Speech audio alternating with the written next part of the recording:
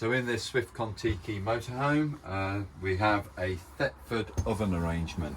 So I'm just going to raise the glass lid, which covers it up and gives you a nice flat surface, workable surface all the way through this kitchen area. We've got an electric hob, and we've then got three gas rings, as you can see. So the electric one is obviously you need to be coupled up to mains electrics. This will only work if you're on a site where you've got a main supply. You can either rotate it straight to number 1 on the control, or you can rotate it straight to 6 if you prefer. I'll just put my hand there. Yeah, it's actually getting warm, so that's it. That's my quick test to make sure that particular hob is working fine. And then we're going to come to the ignition of these gas rings. So we're coming to the next control next to the electric one, second one in on the left hand side. Rotate it anti-clockwise to the 9 o'clock position, press the valve in, hold it in that location, and then press the electronic ignition, which is the switch on the very right hand side of the oven. It's a black switch, and then you get the gas flame to ignite, release, and that's on high, and there's a low setting.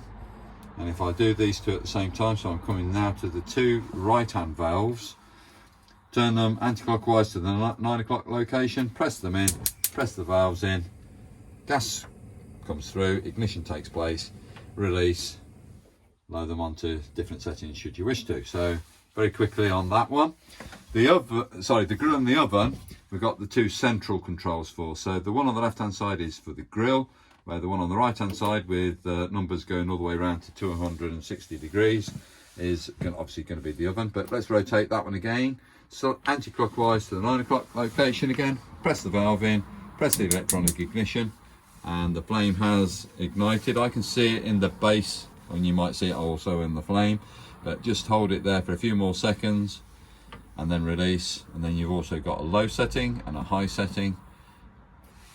Quite nice controls on all of these.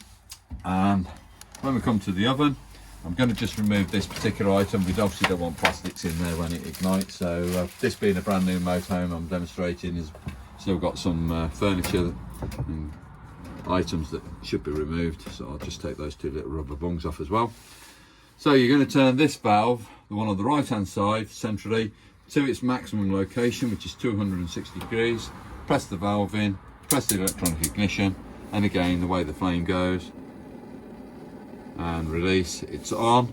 You then need to raise the oven door up for the regulator to regulate itself according to the heat that's in there.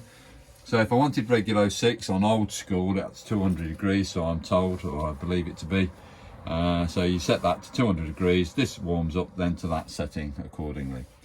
So immediately below the oven, we have also got a pan storage area, and there is something in here which might be of importance to the end users, and that is just to say there's a plug and socket arrangement, i.e. this item here, which is actually the electrical connection that supplies the hob, the electric hob on that left hand side there.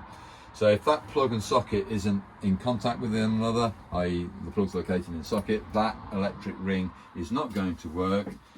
Sometimes if you're not aware it's there, you just think that's a spare socket for the end user to use, but it's obviously just disconnected that unit. But that is the Thetford oven in the Kon-Tiki range. Thank you very much for watching.